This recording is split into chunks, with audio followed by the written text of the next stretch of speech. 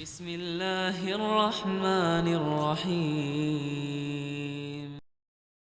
Bismillah, alhamdulillah, wassalatu wassalamu ala rasulillah wa ala alihi wa ashabihi wa man tabi'ahum bi ihsanin ila yaumil qiyamah, amma ba'd. Sahabat bias, rahimani wa rahimakumullah, tentu kita rindu untuk beribadah pada bulan penuh ampunan, pada bulan penuh keberkahan, bulan yang pintu surga dibuka lebar-lebar dan pintu neraka ditutup rapat-rapat, bulan yang setan-setan dibelenggu, dan bulan yang mana Allah Subhanahu wa taala mengobrol pahala amal kebaikan.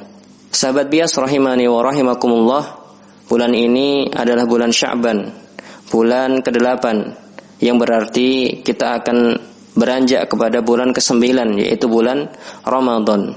Agar rindu kita dengan Ramadan semakin besar, agar cinta kita kepadanya semakin membara, alangkah baiknya kita dengarkan sebuah hadis yang pernah diriwayatkan oleh Imam Ibnu Majah dengan nomor 3925. Sebuah hadis yang disahihkan oleh Syekh Al-Albani rahimahullahu taala. Talhah bin Ubaidillah, salah seorang sahabat Nabi SAW, pernah bercerita, ada dua orang laki-laki dari kabilah Bali, yang mana dua orang laki-laki tersebut mendatangi Rasulullah SAW. Keduanya masuk Islam secara bersama-sama saat itu. Salah satu dari kedua laki-laki tersebut lebih rajin dari yang lainnya. Laki-laki pertama akhirnya ikut perang dan mati ketika berperang, alias menjadi syahid.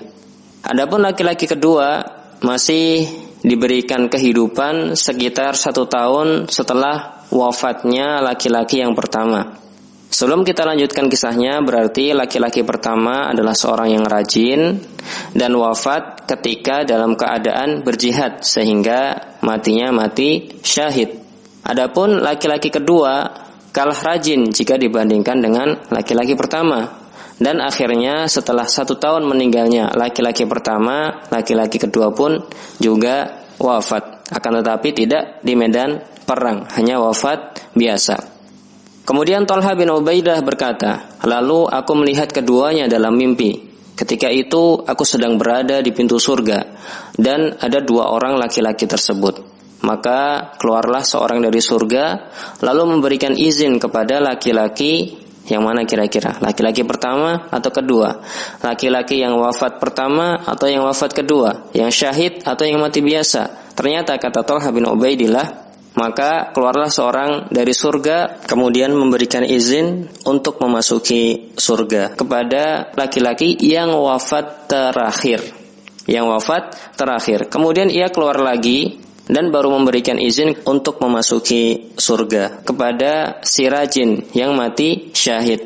Lalu ia kembali keluar lagi dan menemuiku, kata Talhah bin Ubaidillah. Lalu berkata, kembalilah, sekarang belum saatnya untukmu.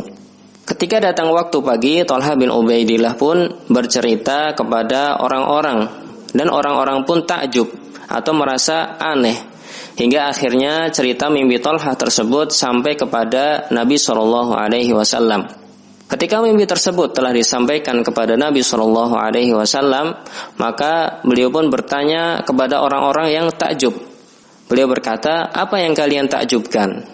Orang-orang pun menjawab, wahai Rasulullah, laki-laki pertama kan dulu yang lebih rajin, bahkan mati dalam keadaan syahid. Lalu kenapa laki-laki kedua bisa mendahuluinya masuk surga? Maka Rasulullah SAW pun bertanya kepada mereka, bukankah laki-laki kedua masih hidup 1 tahun setelah syahidnya laki-laki pertama atau si rajin? Maka mereka menjawab, iya betul.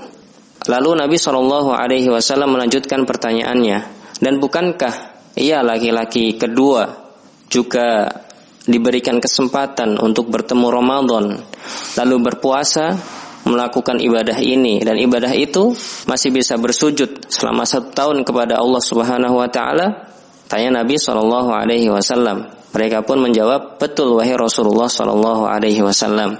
Lalu Rasulullah SAW menambahkan dan menegaskan bahkan jarak antara dua orang tersebut antara langit dan bumi. Jarak dua orang tersebut antara langit dan bumi. Sahabat bias rahimani wa rahimakumullah, setelah kita tahu hal ini, setelah kita tahu bahwa seorang yang masih bisa beribadah kepada Allah pada bulan Ramadan memiliki keutamaan yang sangat besar, bisa menaikkan derajat hingga jarak antara langit dan bumi.